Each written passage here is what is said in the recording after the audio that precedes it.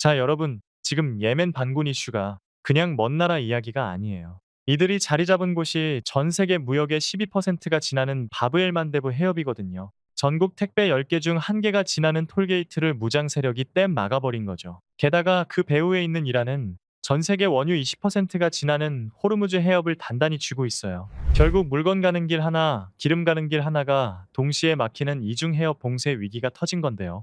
서울로 치면 경부고속도로랑 영동고속도로가 동시에 막혀서 물류가 마비된 거랑 똑같아요. 이게 단순한 중동의 전쟁 이슈가 아니라 글로벌 공급망의 양쪽 혈관이 당장 막히느냐 마느냐에 엄청나게 심각한 문제인 거죠. 그래서 우리가 이 사태를 투자자 관점에서 아주 예의주시해야 돼요. 그럼 이 세력들은 왜 이런 위험한 도박을 할까요? 아주 치밀한 경제적 계산이 깔려 있어요. 미국 경제에서 가장 아픈 곳인 인플레이션을 정확히 찌르겠다는 저항경제 전략인 거죠. 바닷길이 막히면 당장 배운송비가 뛰잖아요. 실제로 글로벌 물류 비용을 보여주는 SCFI 지수가 무려 1826포인트를 찍으면서 한 달 만에 거의 40% 가까이 폭등했어요. 운송비가 이렇게 오르면 공장 출고가도 오르고 결국 마트 물건 가격까지 싹 다 오르게 되거든요. 물가가 다시 오르면 미국 연준이 금리를 내리고 싶어도 절대 못 내리게 돼요. 금리를 못 내리면 시장에 돈이 꽉 막히고 주식이든 코인이든 위험 자산은 옴짝달싹 못하고 엄청난 압박을 받을 수밖에 없는 구조가 만들어지는 거죠.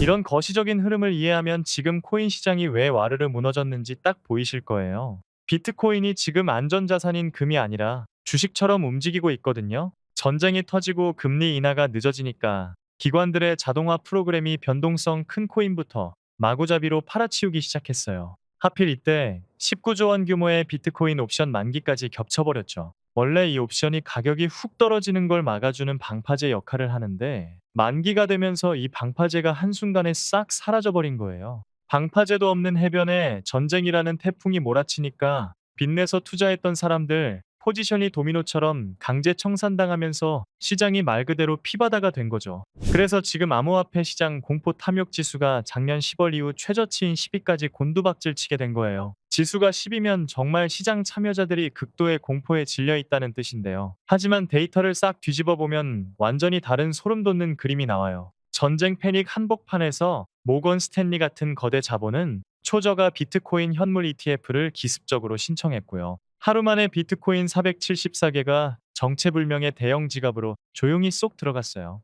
개미들은 무서워서 다 던지고 있는데 진짜 똑똑한 스마트머니는 오히려 피가 낭자한 바닥에서 싹쓸이 줍줍을 하고 있다는 명백한 증거죠. 눈앞에 보이는 폭락에 쫄아서 던질 게 아니라 이 큰돈들이 지금 어디로 흘러가고 있는지 날카롭게 포착하셔야 할 타이밍이에요. 자, 여기가 오늘 이야기의 진짜 핵심 하이라이트예요. 이 전쟁과 제재가 만든 가장 큰 변화가 뭔지 아세요? 바로 기존 금융 시스템의 붕괴예요. 전 세계 은행들이 돈 보낼 때 쓰는 스위프트망을 서방 국가들이 러시아 제재하듯 아주 강력한 정치적 무기로 써버렸잖아요. 그러니까 러시아나 중국, 중동 국가들 입장에서는 언제 내 목줄이 날아갈지 모르는 스위프트에 더 이상 의존할 수가 없게 된 거죠. 그래서 이 엄청난 국가들이 살기 위해 대한 결제망을 미친 듯이 찾기 시작했고 그 막대한 수요가 바로 블록체인 기반 결제 인프라로 폭포수처럼 쏟아지고 있어요. 달러 중심의 낡은 금융 패권이 흔들리면서 블록체인이라는 새로운 디지털 고속도로가 세계 경제의 메인스트림으로 급부상하고 있는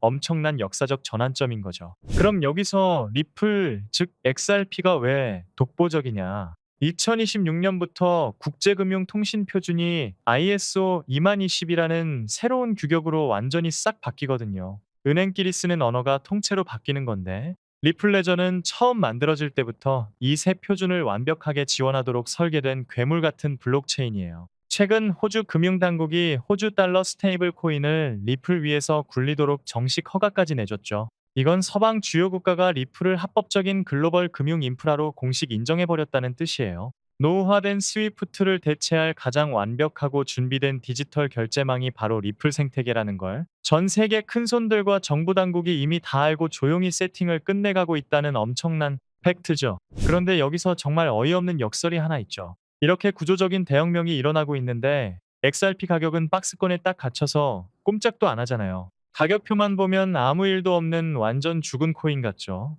하지만 껍데기 말고 온체인 데이터를 뜯어보면 소름이 쫙 돋아요. 리플 네트워크 하루 거래 건수가 1년 만에 100만 건에서 300만 건으로 무려 3배나 폭증했어요. 10만 달러 이상 굴리는 고래들 대형 거래도 3개월 내 최고치를 찍었고요. 100만 개 이상 가진 대형 지갑 숫자도 미친 듯이 늘어나고 있어요. 겉으로 보이는 가격은 철저히 억눌려 있는데 그 내부에서는 상상 초월하는 막대한 자금이 조용히 댐에 물차듯 쌓이고 있는 거죠. 이 거대한 유동성의 역설을 절대 놓치시면 안 돼요. 자, 이제 확실한 결론을 내려볼게요. 지금 우리가 겪는 하락은 시스템이 망가지는 게 아니라 낡은 시스템에서 새로운 디지털 결제망으로 거대한 자본이 이동하면서 생기는 과도기적 진통일 뿐이에요. 전쟁 공포나 남들의 비명 소리에 흔들리지 마시고 온체인 데이터가 명백히 가리키는 인프라 채택의 진실을 똑바로 보셔야 해요. 당장 가격이 안 오른다고 답답해할 게 아니라 공포지수가 10일을 찍으며 바닥을 길 때 빛내지 말고 여유 자금으로 분할해서 담아가야 할 최고의 기회인 거죠. 보이지 않는 설계도를 남들보다 먼저 읽어내는 사람이 결국 이 시장의 막대한 부를 다 가져가게 되어 있어요. 펀더멘탈이 완벽하게 증명된 리플 생태계라면 지금의 억눌린 가격은 곧 엄청난 폭발력으로 돌아올 테니 흔들리지 마시고 긍정적인 확신으로 대폭발의 과실을 꼭 챙기시길 바랄게요. 앞으로 여러분 모두 엄청난 수익으로 성공적인 투자 이어가시기를 진심으로 응원할게요.